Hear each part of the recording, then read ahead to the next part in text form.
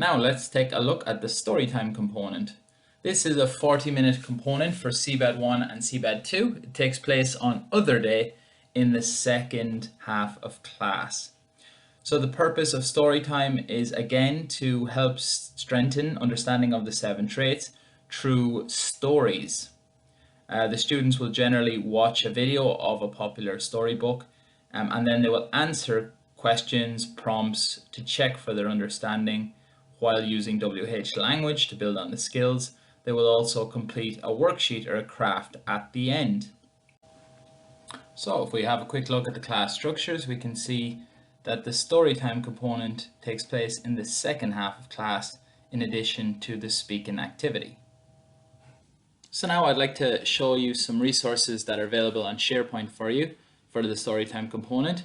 If we go to our Social and Emotional Learning Guidelines folder and we have a look at the component outlines, here we can see the guidelines for the Storytime project. So your resources will be your PowerPoint located within OneDrive, the teacher's key, which will outline some of the key skills covered within the Storytime project, and then the worksheet for the students. So some of our outcomes, again, students can confidently engage with the 7 traits, and they can produce worksheets based on the 7 traits to decorate the classroom as visual reminders. So that's an important one to remember. This component is excellent for using the boards in your room to decorate.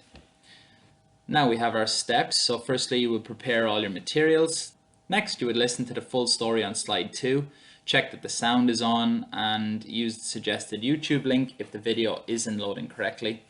You would hand out your worksheet at the beginning of class. This worksheet is only for CBED 2, as their activities will follow along with the PowerPoint. CBED 1 will complete their craft at the end. Next, you will have the teacher's key on hand to refer to throughout. This will cover key skills, and we'll take a look at that in a minute.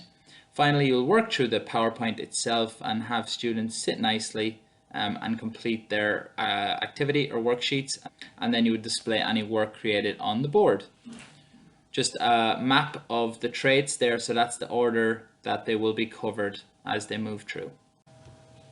Now let's finish off by taking a look at an actual example. So I'll go to CBED 2, Other Day, Storytime, and here are all my materials for class. So here's the PowerPoint of the Storytime that you will teach during the lesson, teacher's guidelines, the story report and speaking assessment, the arts and crafts for the end of the lesson, and then the Storytime key. Okay, so this is what the key looks like. This will be in every Storytime folder. It covers some key ESL skills that you will use during Storytime, and you can also incorporate all of these into the lesson. So it's just a useful resource for you. Next, here's our craft for the students for the final 20 minutes of class roughly. And during this time, you will be completing the speaking assessment and grading your students on communication, pronunciation, grammar, and vocabulary. Here we have the worksheet. So for CBED 2, they will actually complete the worksheet alongside the teacher as you go through the slides. Next, we have another guide for you on how to complete this specific lesson for the very busy spider. Finally, we have our slides. So these are all animated for the teacher. Here's the trait focus for today. Next, we have the video of our storybook, which you can play for teachers.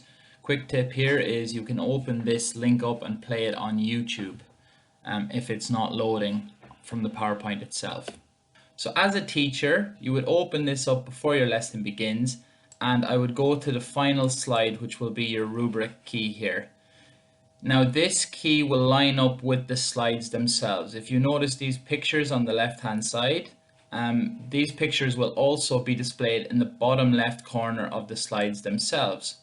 So let's go through this together. So the first picture here, we can see it's word practice. If we look at our rubric here, word practice, help drill new vocabulary for students using arm tapping to help students sound out the words. So for word practice, you can use arm tapping, ear writing, table writing, etc. So that's how you'll complete that page. Next, we've got a new word alert. So on our rubric, that tells us that we want to help build new vocabulary found in the story using spelling and explaining techniques. Next, we've got a song, which is a brain break. During the brain breaks, we'll give students a chance to refocus. It should be used to get students up and active. So I would certainly get students out of their chair, get them dancing around, moving. At this stage of the lesson, they'll lose their focus. So these are a great opportunity to get that focus back. Moving to our next slide, you can see we've got a match up. Looks a little bit messy now, but when you play the slides, it will look nice. So the students will match the picture to the sounds. And that will help students correctly pair words and pictures in the story if we look at our definition here. Next slide, another brain break display down the bottom left here, where we'll include actions. So I often get students out of their chair for the action time. Next slide, we've got a gap fill here. So our gap fill definition will say to introduce students to sentence structure by building small sentences using the pictures and the prompts. So on this, you can substitute picture and web for a different vocabulary that would fit in there, and focus on drilling the sentence structure. And then finally, we've got polling. So you'll poll the students to check their understanding on grit within the story. And that will introduce students to independent thinking and the opportunity to share their opinions. And then the final component will be our arts and crafts. So you want to leave at least 15 or 20 minutes at the end to complete this. The students really enjoy doing the craft. You can display this then on the boards within your classroom. And this is when you'll complete the speaking assessment.